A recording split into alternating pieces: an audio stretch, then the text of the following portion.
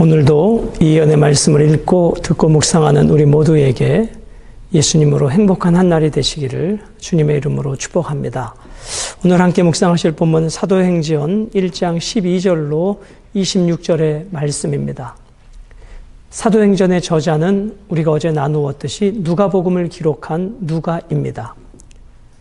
그 누가복음의 후편으로 기록되어진 성경이 사도행전인데 예수 그리스도의 이 땅에서 행하시고 가르치시고 죽으시고 부활하신 사건이 누가복음의 기록이었다면 사도행전은 이제 예수님께서 보혜사 성령님을 보내주시고 오순절 마가의 다락방에 주의 성령이 임하심으로 교회가 세워지게 되고 그 성령의 능력이 예루살렘과 온 유대와 사마리아와 땅끝까지 이르러 증인이 되어가는 그 역사의 현장을 기록한 것이 사도행전입니다.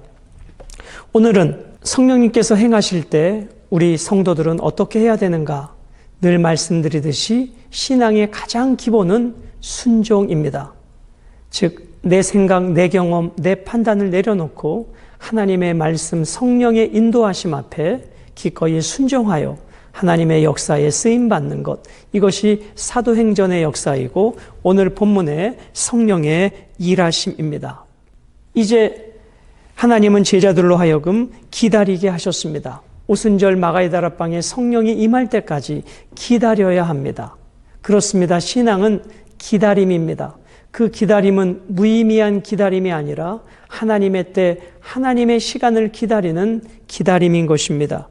그 기다림 속에 하나님은 일하고 계셨습니다.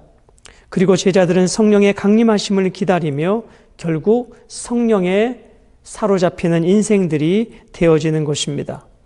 주님의 승천과 오순절 성령 강림 사건 사이에 제자들은 모여 기도하며 12사도의 수를 채울 한 사람을 선택하였습니다.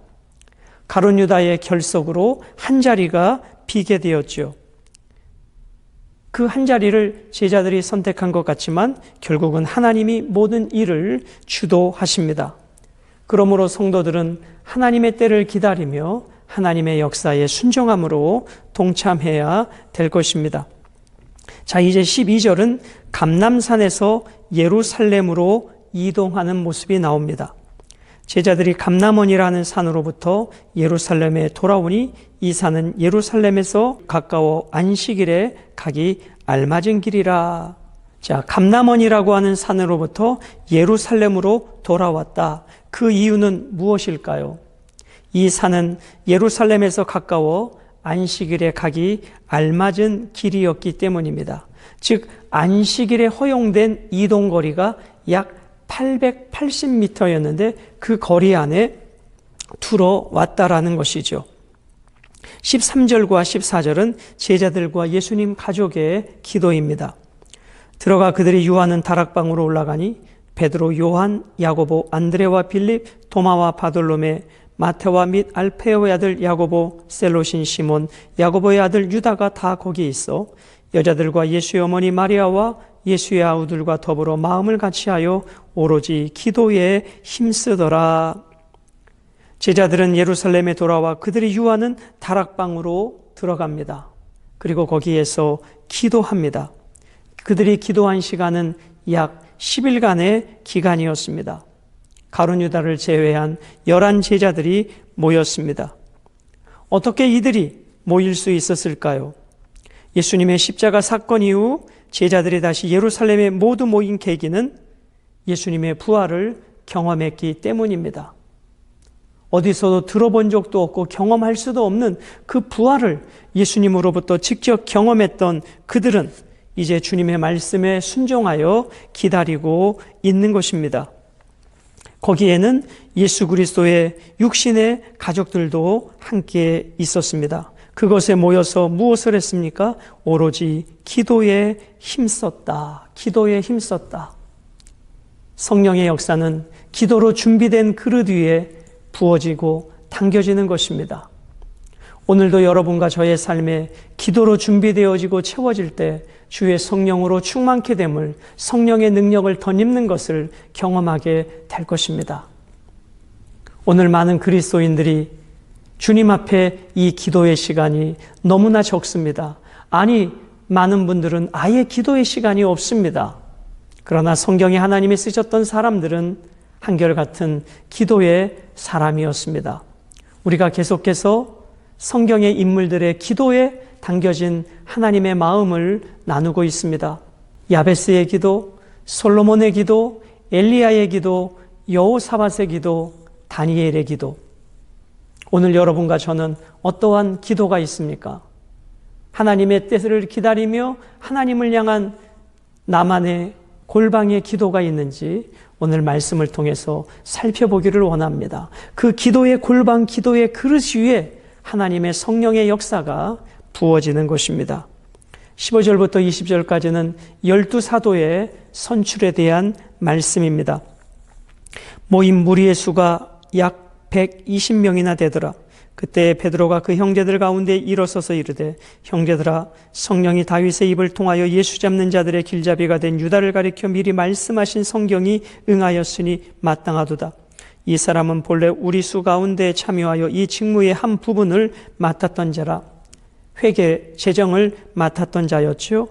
이 사람이 불의의 싹으로 밭을 사고 후에 몸이 곤두박질하여 배가 터져 창자가 다 흘러나온지라. 예수를 당시 한 노동자의 품삯인 은 30에 팔고 결국 그는 비참한 인생의 마지막을 맞이하게 되었습니다. 이 일이 예루살렘에 사는 모든 사람에게 알려져 그들의 말로는 그 밭을 아켈다마라 하니 이는 피밭이라는 뜻이라. 시편에 기록되었으되 그의 거처를 황폐하게 하시며 거기 거하는 자가 없게 하소서 하였고, 또 일렀으되 그의 직분을 타인이 취하게 하소서 하였도다. 자, 이 말씀은 시편 69편 2절, 시편 109편 8절을 인용한 말씀입니다. 가룟 유다의 그 귀한 사도의 직분을 다른 사람이 취하게 되어집니다. 이것은 비극입니다. 천국은 심노하는 자의 것인데 이 귀한 사도의 직분을 빼앗겼다라는 것은 우리는 너무나 통탄할 일입니다. 사랑하는 여러분, 하나님께서 나를 충성되이 여기셔서 교회 가운데 주신 그 직분을 우리는 귀히 여겨야 합니다. 그 직분을 누군가에게 넘겨보려고, 누군가에게 떠넘기려고, 그 부담에서 벗어나려고 하는 것들은 하나님이 주신 그 귀한 직분을, 그 가치를 여전히 모르고 있는 것이 아닐까 생각해 봅니다. 하나님이 주신 직분을 빼앗기지 않도록, 다른 사람이 취하지 않도록 소중히 여겨야 할 것입니다. 21절부터 26절은 사도직의 조건과 마띠아의 선출 말씀입니다. 이러므로 요한의 세례로부터 우리 가운데에서 올려져 가신 날까지 주 예수께서 우리 가운데 출입하실 때에 항상 우리와 함께 다니던 사람 중에 하나를 세워 우리와 더불어 예수께서 부활하심을 증언할 사람이 되게 하여야 하리라 하거늘. 자, 사도의 조건은 예수님의 지상생애와 부활, 그리고 부활하시고 나타나심, 그리고 승천을 목격한 사람입니다. 이것이 보편적인 사도의 조건입니다. 그러나 예수님의 지상생애를 목격하고 부활을 목격하고 부활하신 주님을 목격하고 승천을 목격한 모든 조건이 사도의 조건이었다면 마띠아는 이 조건 안에 들 수 없었을 것입니다. 그래서 성경은 통상적으로 사도라고 말할 때 여러 가지 의미로 사용되어집니다. 첫째로 구약의 선지자를 이야기하기도 하고, 두 번째 초대교회 복음 전도자를 말하기도 합니다. 또한 특정 교회의 대표자를 말하기도 하고, 신학적으로 자격이 부여된 좁은 의미로 사용되어지기도 합니다. 그럼 오늘 마띠아는 이 조건 중에 네 번째의 조건에 해당되는 사람일 것입니다. 부활하신 그리스도를 목격하니 그것이 오늘 마띠아를 세워가는 사도의 조건으로 충분했던 것입니다. 그러나 오늘 이러한 사도의 조건들이 있지만 결국 중요한 것은 하나님의 선택이었다는 것입니다. 예수님이 12사도를 부르실 때도 그들이 자원함이 아니라 주님의 선택이 먼저였습니다. 오늘 마띠아도 사람에 의하여 11 제자들에 의하여 세워진 것 같지만 하나님의 선택에 의하여 세워진 종임을 우리는 분명히 기억해야 할 것입니다. 23절 그들이 두 사람을 내세우니 하나는 바사바라고도 하고 별명은 유스도라고 하는 요셉이요 하나는 마띠아라. 그들이 기도하여 이르되 무사람의 마음을 아시는 주여 이 두 사람 중에 누가 주님께 택하신 바 되어 봉사와 및 사도의 직무를 대신할 자인지를 보이시옵소서. 유다는 그 직무를 버리고 제 곳으로 갔나이다 하고 제비 뽑아 마띠아를 얻으니 그가 11 사도의 수에 들어가니라. 하나님의 주권에 의해서 마띠아가 선택되어집니다. 그렇습니다. 오늘 여러분과 저를 부르신 것은 하나님의 주권이요 하나님의 선택이었습니다.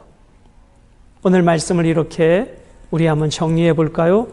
오늘 예수님께서 승천하시고 약속하신 보혜사 성령이 임할 때까지 기다리라. 그 기다림은 아무것도 하지 않은 무의미한 기다림이 아니라 기도에 집중하는 기다림입니다. 그렇습니다, 여러분. 그 준비된 그릇 위에, 그 기도의 그릇 위에 하나님의 역사 성령이 임하신 것을 보게 됩니다. 그러므로 여러분, 우리의 삶에 이 기도가 회복되어져야 합니다. 집중하는 기도가 있어야 합니다. 몰입하는 기도가 있어야 합니다. 그 기도가 영적 전쟁의 큰 승리의 통로가 될 것입니다. 이 마띠아를 세운 목적은 무엇입니까? 봉사와 사도의 직무를 대신하기 위해서 세웠습니다. 즉 섬김의 자리를 위해서 세워졌다는 것입니다. 오늘 주님께서 교회에 목사를 비롯하여 일꾼을 세우는 것은 섬김입니다. 주님의 몸된 교회를 섬기기 위함입니다. 그것이 그리스도인의 복된 길이요 하나님 앞에 아름다움이요 마지막 때의 상급이 될 것입니다. 오늘 말씀을 통해서 나의 기도는 어떠한가?